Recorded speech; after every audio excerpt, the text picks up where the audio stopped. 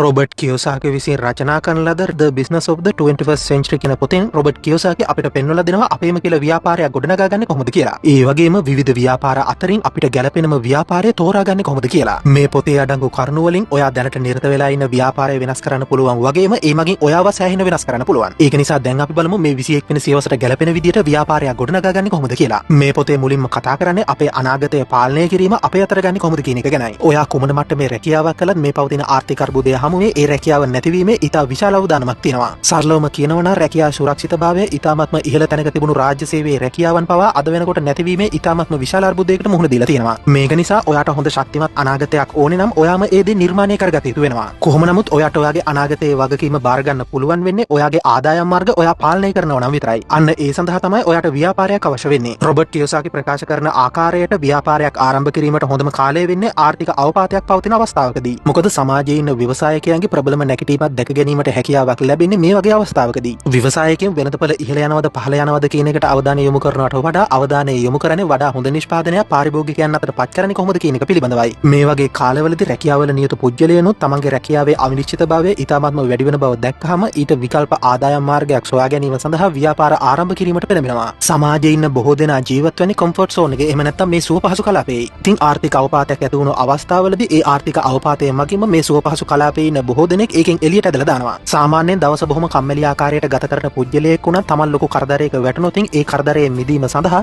ඔහුට වෙනදට නැති ශක්තියක් වෙනදට නැති ධෛර්යයක් ලැබෙනවා. ඔහු වෙනදට නොගන්නා විදිහේ අවදානම් ගැනීමට පෙළඹෙනවා. වෙනදට නොකරන වැඩ පවා ඔහුට කිරීමට හැකියාව ලැබෙනවා. අන්න ඒ වගේ මේ ආර්ථික අවපාතය මගින් මිනිසුන්ව කම්ෆර්ට් සෝන් එකෙන් එළියට ඇදලා දැම්මම සිද්ධ වෙන්නේ මීට සමාන දෙයක්. ආර්ථික අවපාතයක් පවතින අවස්ථාවලදී ව්‍යවසායකත්වයේ ප්‍රබල නැගී සිටීමට මේකත් ප්‍රබල හේතුවක් වෙනවා. ව්‍යාපාරයක් ආරම්භ කරන්න කලින් මුදල් ප්‍රවාහ චතුරස්‍රයක් එහෙම නැත්නම් කෑෂ් ෆ්ලෝ ක්වොඩ්‍රන්ට් එකක් කියන්නේ මොකක්ද කියන එක හඳුනා ගැනීම අවශ්‍ය වෙනවා. මේක අපිට ආදායම් උත්පාදනය කරන විවිධ ක්‍රම නියෝජනය කරනවා. වම් පැත්තේ ඉහළ කොටසින් රැකියාවක් කරලා මුදල් උපයන පුද්ගලයන් නිරූපණය වෙනවා. මේක E ක්වොඩ්‍රන්ට් එක විදිහට නම් කරනවා. අපේ සමාජයේ අති බහුතරයක් දෙනා ඉගෙන ගන්න ජීවත් වෙන්නේ ආදරය කරන්නේ සහ තමන්ගේ මුළු ජීවිත කාලයම ගත කරන්නේ මේ E ක්වොඩ්‍රන්ට් එක ඇතුලේ. අපේ අධ්‍යාපන ක්‍රමය මගින් අපේ සංස්කෘතිය මගින් අපේ සමාජ ක්‍රමය මගින් අපිව පුහුණු කරන්නේ මේ E ක්වොඩ්‍රන්ට් එක ඇතුලේ අපේ මුළු ජීවිත කාලයම ගත කරන්නේ කොහොමද කියන එක පිළිබඳවයි. මොකද පොඩි කාලේ ඉඳලම අපේ ඔළුවට දාන්නේ හොඳින් ජීවත් වීමට නම් පාසල් ගිහිල්ලා හොඳට ඉගෙනගෙන හොඳ ප්‍රතිඵලයක් අරගෙන හොඳ රැකියාවක් ලබා ගන්න කියලායි. ඊළඟට වම් පැත්තේ පහලින් S ක්වොඩ්‍රන්ට් එක තියෙනවා. මේ මගින් ස්වයං රැකියාවල නියුතු පුද්ගලයන් නිරූපණය වෙනවා. මේකේ ඉන්න පුද්ගලයන්ගේ අතිවිශාල ආදායම් පරතරයක් දැක ගැනීමට පුළුවන්. ෆ්‍රීලාන්ස් කෙනෙක් විදියට වැඩ කරන්න පටන් ගන්නපු පොඩි කොල්ලන්ගේ ඉඳන් අතිවිශාල ආදායමක් ලබන නීතිඥවරුන්, ටියුෂන් ගුරුවරුන්, කන්සල්ටන්ට් වරුන් වගේ විශාල පිරිසක් මේ ක්වොඩ්‍රන්ට් එක ඇතුලේ ඉන්නවා. කොහොම වුණත් මේ ක්වොඩ්‍රන්ට් එකේ ඉන්න පුද්ගලයන්ට හොඳ ආදායමක් ලැබීමට නම් රැකියාවක නියුතු පුද්ගලයන්ට සාපේක්ෂව වැඩි වේලාවක් වැඩ කිරීමට සිද්ධ වෙනවා.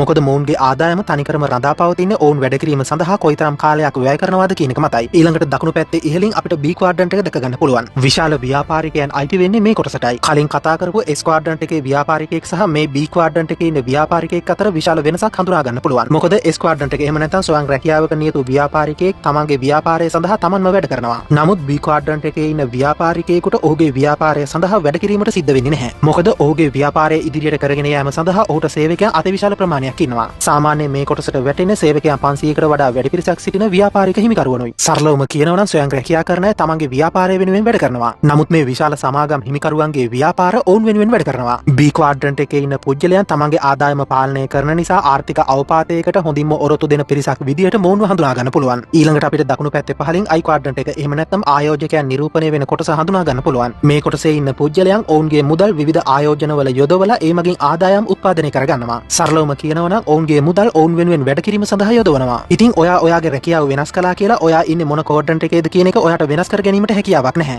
මේ එක් එක් ක්වොඩ්‍රන්ට් එක මගින් විවිධ ආදායම් මාර්ග නිරූපණය කරනවා වගේම ඒ මගින් මිනිස්සුන්ගේ තියෙන විවිධ මානසික මට්ටම් නිරූපණය කරනවා. මේ මූල්‍ය මානසිකත්වයේ මගින් තමයි අපිව එක් ක්වොඩ්‍රන්ට් එකකට ආකර්ෂණය කරද්දී තවත් ක්වොඩ්‍රන්ට් එකකින් පළවා හරින්නේ. E ක්වොඩ්‍රන්ට් එකේ ඉන්න පුද්ගලයන්ගේ මානසිකත්වයේ ගොඩනැගිලා තියෙන රැකියා සුරක්ෂිතතාවයට මුල් තැනක් ලබා දෙන විදියටයි. ඒ වගේම S ක්වොඩ්‍රන්ට් එකේ ඉන්න පුද්ගලයන් තමාගේ ස්වාධීනත්වයට මුල් තැනක් දීලා කටයුතු කරනවා. B ක්වොඩ්‍රන්ට් එකේ පුද්ගලයන් ධනය ගොඩනැගීම සඳහා මුල් තැනක් දෙනවා. ඒ අතරදී I ක්වොඩ්‍රන්ට් එකේ පුද්ගලයන් මූල්‍ය නිදහස ලබා ගැනීම සඳහා මුල් තැනක් දෙනවා. ඉතින් ඔයාට ධනවත් වීමට අවශ්‍ය නම් ඔයා කරන රැකියාව වෙනස් කරලා හරියන්නේ නැහැ. ඒ සඳහා ඔයා වම් පැත්තේ තියෙන ක්වොඩ්‍රන්ට් වලින් දකුණු පැත්තේ තියෙන ක්වොඩ්‍රන්ට් වලට මාරු විය යුතු වෙනවා. තමන්ගේ ජීවිතේ මොන වගේ වෙන්න ඕනද කියන එක පාලනය කරන පුද්ගලයෙක් අපිට ව්‍යවසායකයෙක් විදිහට හඳුනා ගන්න පුළුවන්. සාමාන්‍ය රැකියාවක් කරන පුද්ගලයෙක් හරියට බස් එකක ගමන් කරන මගියෙක් වගේ. බස් එක ගමන් කරන ඕනෑම තැනකට ඒ මගියට යන්න වෙනවා. බස් එක මුහුණ දෙන ඕනෑම අනතුරකට ඒ බස් එකේ යන මගියටත් මුහුණ දීමට සිද්ධ වෙනවා. නමුත් ව්‍යවසායකයෙක් කියලා කියන්නේ බස් එකේ මගින් ගමන් කරන සීට් එකේ වාඩි වෙනව වෙනුවට ඩ්‍රයිවර් සීට් එකේ වාඩි වෙලා ගමන් කරන පුද්ගලයෙක් වගේ. නෙවෙයි. ඔහු යන්නේ කොහෙද කියන එක ගැන, ඒ වගේම ඔහු යන්නේ මොනතරම් වේගයකින්ද කියන එක ගැන තීරණය කරන්නේ ඔහුයි. ඉතින් කෙනෙක්ට ව්‍යවසායකයෙක් වීමට අවශ්‍යයි නම් මුලින්ම මේ රැකියාව කරන කෙනෙක්ගේ මානසිකත්වයේ මිදලා ව්‍යවසායකයෙක්ගේ මානසිකත්වය ඇති කරගත යුතු වෙනවා. ව්‍යවසායකයෙක් ස්වයං තීරණ ගන්නවා. ඔහුට දෙයක් සිදු කිරීමට අවශ්‍යයි නම් වෙනත් කෙනෙකුට හෝ වෙනත් දෙයකට බැන බැන ඉන්නේ නැතුව ඔහු විසින්ම ඒ දේ සිදු කිරීමට කටයුතු කරනවා. එහෙම වැඩ කරන්න නම් ඔහුට සිහිනයක් තිබීම අවශ්‍ය වෙනවා. ඒ වගේම දැඩි අධිෂ්ඨානයක් සහ ඉක්මනින්ම ඉගෙන ගැනීමට කැමැත්තක් තිබිය යුතු වෙනවා. ඒ වගේම ඔහු දැනට ඉන්නේ මොන ක්වාඩ්‍රන්ට් එකේද කියන එක පිළිබඳව අවබෝධ කර ගැනීමත් අවශ්‍ය වෙනවා. මුදල් ඉපීම සඳහා වෙහෙස මහන්සි වී වැඩ කිරීමෙන් පමණක් කිසිවිටකත් ධනවත් වෙන්නේ නැහැ. ඒ සඳහා ඔයාගේ ආදායම් මාර්ගය පාලනය කිරීම අවශ්‍ය වෙනවා. එහෙම පාලනය කිරීමට හැකියාවක් ලැබෙන්නේ ඔයා අක්‍රීය ආදායම් මාර්ගයක් එහෙම නැත්නම් අවශේෂ ආදායම් මාර්ගයක් නිර්මාණය කරගත්තොත් විතරයි. මොකද මේ වගේ ආදායම් මාර්ගයක් නිර්මාණය කර ගැනීම සඳහා ඔයා මුලින්ම ප්‍රාග්ධනයක් ආයෝජනය කළාට පස්සේ ඔයාගේ මුළු ජීවිත කාලය පුරාවටම ඒ ආයෝජනයෙන් ඔයාට ප්‍රතිලාභ ලැබෙනවා. ඔහොම නමුත් සියලුම ව්‍යාපාර මේ විදියට අක්‍රීය ආදායම් මාර්ග විදියට දක්වන්න බෑ. මොකද ව්‍යාපාර ආකෘති ගණනාවක්ම තියෙනවා. ඒක නිසා ඒ එක් ව්‍යාපාරයට අනන්‍ය වූ ලක්ෂණ රාශියකුත් තියෙනවා. මේ ව්‍යාපාර ආකෘති රාශිය අතරින් කෙනෙකුට වඩාත්ම පහසුවෙන් ධනවත් වීමට පුළුවන් ව්‍යාපාර ආකෘතියක් රොබර්ට් කියෝසාකි විසින් ඉදිරිපත් කරනවා. මේ ව්‍යාපාර වර්ගය ආරම්භ කිරීම සඳහා ඔයාට ආයෝජනය කිරීමට සිදු වෙන්නේ ඉතාමත්ම සුළු මුදල් ප්‍රමාණයක් විතරයි.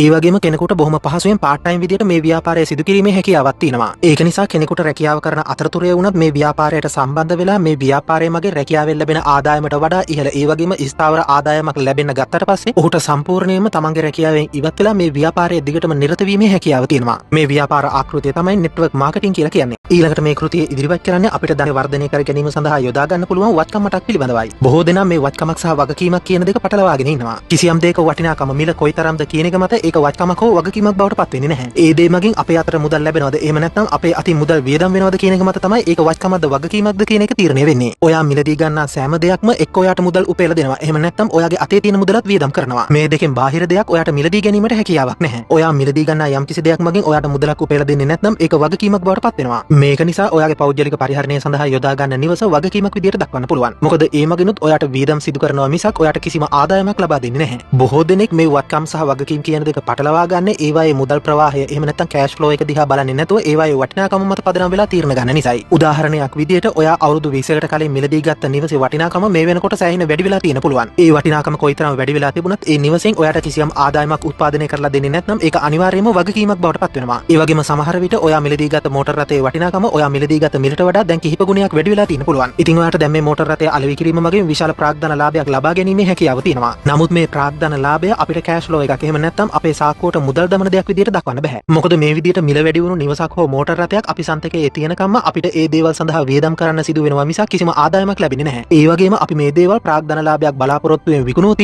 එතනදිත් අපිට ලාභයක් ලැබෙන්නේ අපේ මේ දේපල අලෙවි කළාට පස්සේදී. එහෙම නැත්නම් ඒ දේපලට තියෙන අපේ අයිතිය අහිමි වුණාට පස්සේදී. ඒක නිසා දැන් අපි බලමු මේ විදියට අපේ ධනය වර්ධනය කරන්න පුළුවන් සැබෑම වත්කම් මොනවද කියලා. මේ පොතේ පළවෙනි වත්කම විදියට දක්වලා තියෙන සැබෑ ලෝකයේ අපිට ලැබෙන ව්‍යාපාරික අධ්‍යාපනයයි. ජාල අලෙවිකරණය මගින් එහෙම නැත්නම් නෙට්වර්ක් මාකටිං මගින් මිනිස්සුන්ට ඔවුන්ගේ බිය ජය ගන්නේ කොහොමද කියන එක ගැන. ඒ වගේම sannivedanaya කරන්නේ කොහොමද කියන එක ගැන. එයාට බැහැ කියලා කියන පුජ්‍යලයන්ගේ මනෝවිද්‍යාව තේරුම් ගන්නේ කොහොමද කියන එක ගැන. ඒ වගේම ප්‍රතික්ෂේප වීම සහ සැබෑ ලෝකයේ අනිකුත් අභියෝග හමුවේ නොනැසී පවතින්නේ කොහොමද කියන ආකාරය උගන්වනවා. ඒ වගේම සාර්ථකත්වයේ ආකල්ප ඇති කරගන්නේ කොහොමද? සාර්ථකත්වය සඳහා ඇඳුම් අඳින්නේ කොහොමද? පුජ්‍යලික බිය සැකයන් සහ විශ්වාසයේ නොමැතිකම ජය ගන්නේ කොහොමද? ප්‍රතික්ෂේප වීමේ බය ජය ගන්නේ කොහොමද? sannivedana කුසලතා, පුජ්‍යල නිපුණතා, කාල කළමනාකරණ කුසලතා, වගකීම් ගැනීමේ කුසලතා, ප්‍රායෝගික ඉලක්ක සකස් කර ගැනීම, මුදල් කුසලතා වගේම ආයෝජන කුසලතා වර්ධනය කරගන්නා ආකාරයත් උගන්වනවා. දෙවෙනි වත්කම තමයි ඉහළ ප්‍රතිලාභ ලබා දෙන ආකාරයට අපේ පුජ්‍යලික සංවර්ධනය සිදු කර ගැනීම. අපි හැම කෙනෙක් තුළම ජයග්‍රාහකයෙක් සහ පරාජිතයෙක් ඉන්නවා.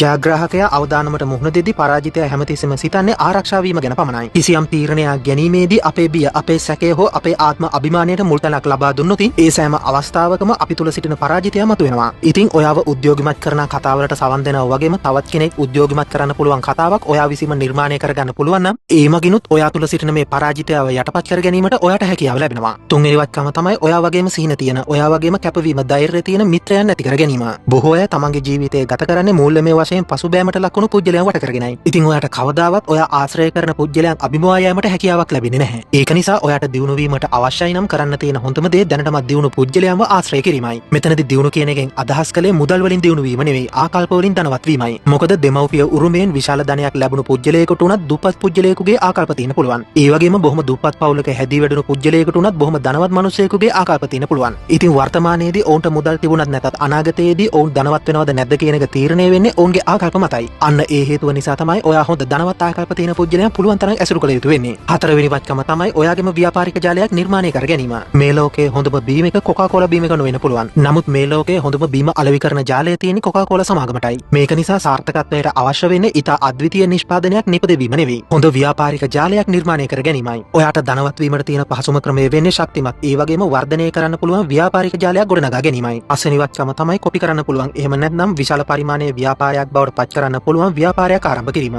උදාහරණයක් විදිහට හිතන්නකෝ ඔයා හොඳ ටියුෂන් ගුරුවරයෙක් බවට පත් වෙනවා කියලා. ඉතින් ඔයා කොච්චර දක්ෂ වුණත් ඔයාගේ පන්ති වලට කොච්චර ශිෂ්‍යයන් ආවත් මේ ව්‍යාපාරය කොපි කරන්න පුළුවන් ව්‍යාපාරයක් නෙවෙයි. වෙනත් විදිහකට කියනවා නම් ඔයා වෙනුවට වෙනත් කෙනෙක්ව ඉගෙනවීම සඳහා යොදවීමට හැකියාවක් නැහැ. මේක නිසා මේ ආකාරයේ ව්‍යාපාරයක් ව්‍යාප්ත කිරීම ඉතාමත්ම අපහසුයි. මේ වගේ ව්‍යාපාරයක් ව්‍යාප්ත වීම දුර මගින් ඒ වගේම ඔයාට ඉගෙනවීම සඳහා යොදවන්න පුළුවන් කාලය සීමා සහිත වීමෙන් සීමා වෙනවා. නමුත් ඒ වෙනුවට හිතන්නකෝ ඔයාට බිස්කට් නිෂ්පාදනාගාරයක් තියෙනවා කියලා. ඉතින් ඔයාට බොහොම පහසුවෙන් සේවකයන් යොදවලා වුණත් මේ බිස්කට් නිෂ්පාදනය කිරීමේ හැකියාව තියෙනවා. ඒ වගේම තව තවත් සේවකයන් බඳවා ගැනීම මගින් වගේම තව තවත් මැෂින් මිලදී ගැනීම මගින් මේ නිෂ්පාදනය තව තවත් පුළුල් කිරීමේ හැකියාව තියෙනවා. ඒ වගේම සමස්ත දේශීය වෙළඳපළට වගේම විදේශීය වෙළඳපළ වලටත් මේ බිස්කට් සැපීමෙන් මේ ව්‍යාපාරය ඉතාමත්ම විශාල වශයෙන් ව්‍යාප්ත කිරීමේ හැකියාව පවතිනවා. ඒක නිසා මේ විදිහට කොපි කරන්න පුළුවන් එහෙම නැත්නම් අනුපිටපත් හදන්න පුළුවන් ව්‍යාපාරයක් ඔයාට තියෙනවා නම් ඒක ඉතා විශාල වශයෙන් ව්‍යාප්ත කිරීමේ හැකියාව තියෙනවා. 6 වෙනි වත්කම වෙන්නේ අද්විතීය නායකත්ව කුසලතා ඇති කර ගැනීමයි. හොඳ නායකයෙකුට වචන මගින් තවත් පුද්ගලයෙක්ව උද්‍යෝගිමත් කිරීමට නට හැකියාව තිබිය යුතු වෙනවා. තරලවම කියනවා නම් ඔයාට තවත් පුද්ගලයෙකුගේ ඇතුළාන්තයටම කතා කිරීමේ හැකියාව තිබිය යුතු වෙනවා. ඔයාට රොකට් එක කියවීමට අවශ්‍යයි නම් ඒ සඳහා රොකට් සයන්ස් ඉගෙනගෙන තිබීම අවශ්‍ය වෙන්නේ නැහැ. අවශ්‍ය වෙන්නේ රොකට් එක කියවීමට හැකියාව තියෙන පුද්ගලයන් හඳුනාගෙන ඔවුන්ව එක්කාසු කිරීමේ නායකත්ව ගුණාංග ඔයාගේ ළඟ තිබීමයි. සියලුම ශ්‍රේෂ්ඨ නායකයින් හොඳ කතන්දර කියන්නන් විදියට හඳුනා ගන්න පුළුවන්. ඉතින් ඒ නායකයින් ප්‍රකාශ කරන කතන්දර හරහා තමයි ඒ අසන්නා නායකයාගේ දර්ශනයට ඇබ්බැහි වෙන්නේ.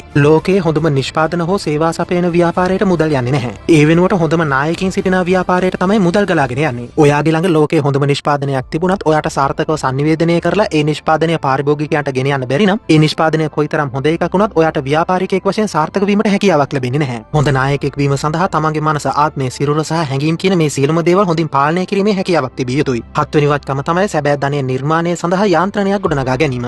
ධනය කියලා කියන්නේ මුදල් නෙවෙයි. ධනය මනින්නේ ආදායමෙන් නෙවෙයි. ධනය මනින්නේ කාලය මගිනුයි. විශාල ධනවතුන් කවදාවත් ආදායම් මාර්ග උත්පාදනය කර ගැනීම සඳහා වැඩ කරන්නේ නැහැ. ඔවුන් වැඩ කරන්නේ ධනය ගොඩනැගීමටයි. මේකට හොඳම උදාහරණය විදියට වොරන් බෆට් දක්වන්න පුළුවන්. කොටස් වෙළඳපළ ආයෝජනය කිරීමේදී ඔහු ආදායම් උත්පාදනය කිරීමට බලාපොරොත්තු වුණා නම් ඔහු අනිවාර්යයෙන්ම ආයෝජනය කරන්නේ වැඩි ලාභාංශ ලබා දෙන ව්‍යාපාරවලයි. නමුත් ඒ වෙනුවට ඔහු ආයෝජනය කළේ ලැබෙන ආදායමෙන් තම ව්‍යාපාරය දියුණු කරගන්නා සමාගම්වලයි. එහෙම නැත්නම් ලැබෙන ආදායමෙන් තම සමාගමේ කොටස් නැවත ප්‍රතිමිලදී ගන්නා සමාගම්වලයි. මේක නිසා ලාභාංශ ලබා ගැනීමේදී අනිවාර්යයෙන්ම ගෙවීමට සිදුවෙන අතිවිශාල ආදායම් බද්දෙන් ගැලවීමට ඔහුට හැකියාව ලැබුණා. ඔහුගේ ධනය මේ තරම් වේගයෙන් වර්ධනය වීමටත් ඒක ප්‍රධාන හේතුවක් වුණා. ඔයා ව්‍යාපාරයක් ආරම්භ කළාට පස්සේ ඒ ව්‍යාපාරයෙන් ඔයාට සැලකිය යුතු ආදායමක් ලබා දීමට සෑහෙන කාලයක් ගත වෙනවා. මේ විදිහට ව්‍යාපාරයක් සාමාන්‍යයෙන් හොඳ තැනකට පත්වීමට අඩුම තරමේ වසර 5ක්වත් ගත වෙනවා. ඒක නිසා කවදාවත් ඔයාගේ රැකියාව වෙනුවට ව්‍යාපාරයක් කිරීමට තෝරගන්න එපා. මොකද ඒකෙන් සිදුවෙන්නේ මේ ව්යාපාරය ඔයාගේ අලුත් රැකියාව බවට පත්වීම විතරයි. ව්‍යාපාරිකයෙක් කවදාවත් තමාගේ ව්‍යාපාරයෙන් ලැබෙන ආදායම සුඛෝභෝගී දේවල් මිලදී ගැනීම සඳහා යොදවන්නේ නැහැ. උන් ඒ දේවල් වත්කම් මිලදී ගැනීම සඳහා යොදවනවා. ඊට පස්සේ ඒ වත්කම් වලින් ලැබෙන ආදායමෙන් තමයි ඔවුන්ට අවශ්‍ය අනෙකුත් සුඛෝභෝගී දේවල් මිලදී ගැනීමට පෙළඹෙන්නේ. 8 වෙනි කම තමයි විශාල සිහින දැකීම සහ